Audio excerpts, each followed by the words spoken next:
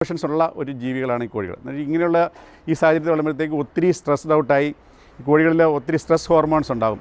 പിന്നെ അങ്ങനെയൊക്കെ വരുമ്പോഴത്തേക്കും കോഴികൾക്ക് പിന്നെ വേറൊന്നുമില്ല, അവർക്ക് കിട്ടുന്ന തീറ്റ തിന്നുക, തടി വെപ്പിക്കുക എന്നുള്ളത് മാത്രമായിരിക്കും അവരുടെ. അപ്പോൾ അങ്ങനെ വരുമ്പോഴത്തേക്കുമാണ് ഈ കോഴികൾക്ക് പലതിനും നിലത്ത് നിൽക്കാനോ അല്ലെങ്കിൽ ഈ ഭാരം കാരണം മറിഞ്ഞു വീഴുകയോ ജോയിൻറ്റ് വർക്ക് ചെയ്യാതിരിക്കുകയോ ബ്രിട്ടിലായിട്ടുള്ള എല്ലാം ഉണ്ടാവുകയൊക്കെ ചെയ്യുന്നത്. അപ്പോൾ ഇങ്ങനെയുള്ള സാഹചര്യത്തിലാണ് ഈ കോഴികൾ വളരുകയും അതിനെ നമുക്ക് കഴിക്കാനായിട്ട് കിട്ടുകയും ചെയ്യുന്നത്. അപ്പോൾ ഇതൊക്കെയാണ് ഈ കൊമേഴ്സ്യൽ ആയിട്ട് കോഴികളെ വളർത്തുന്ന സ്ഥലങ്ങളുണ്ടാകുന്ന ഈ ബ്രോയിലർ കോഴികൾക്കുണ്ടാകുന്ന പ്രധാന പ്രശ്നങ്ങൾ.